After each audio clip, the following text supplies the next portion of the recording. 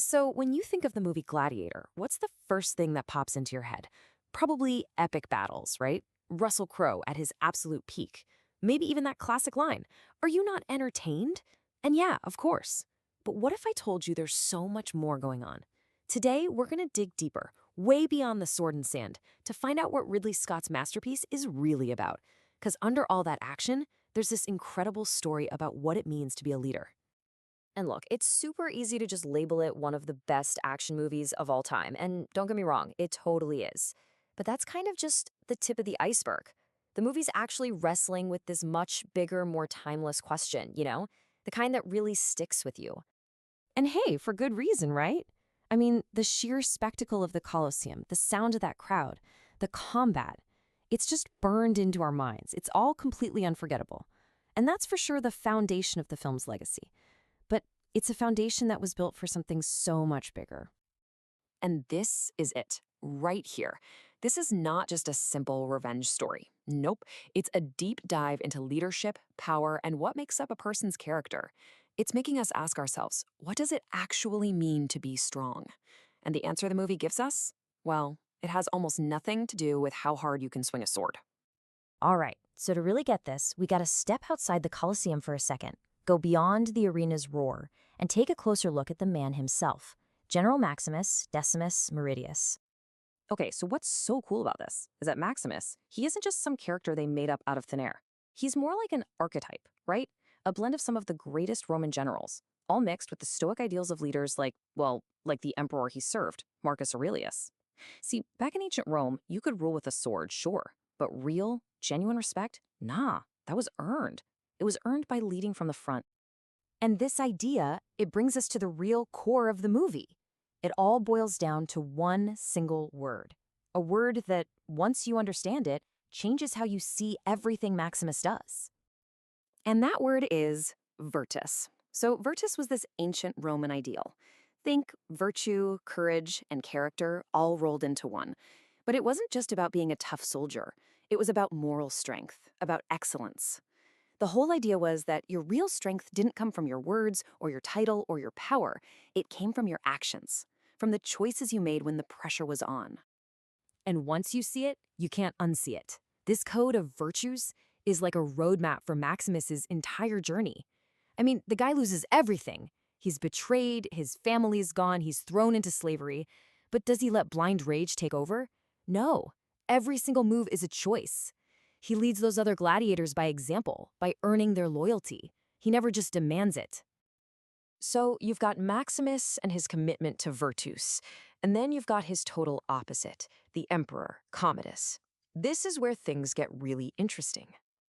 And this contrast, it's the whole conflict of the movie in a nutshell. On one side, you've got Maximus. He's the walking embodiment of everything noble about Rome: honor, discipline, moral strength. And on the other side, you've got Commodus. He's just power for power's sake. He rules by fear, fueled by his own massive insecurities and greed. He is literally the anti-Virtus. So when they finally face off, it's so much bigger than just personal revenge.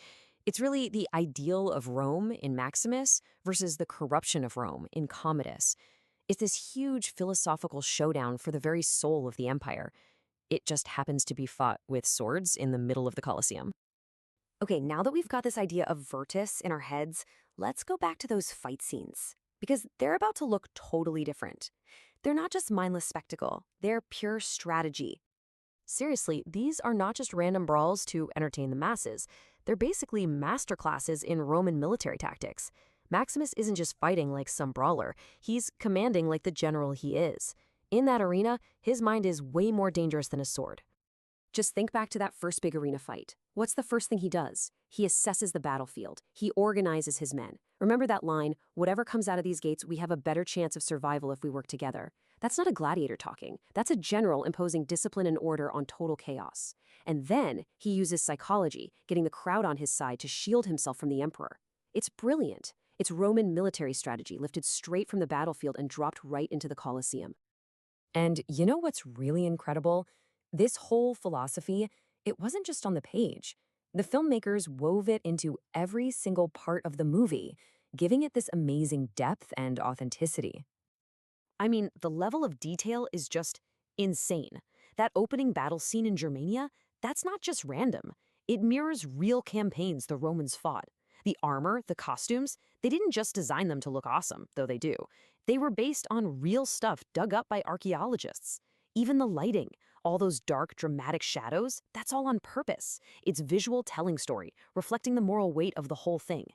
So, when you peel back all the layers of spectacle, this is what you're left with.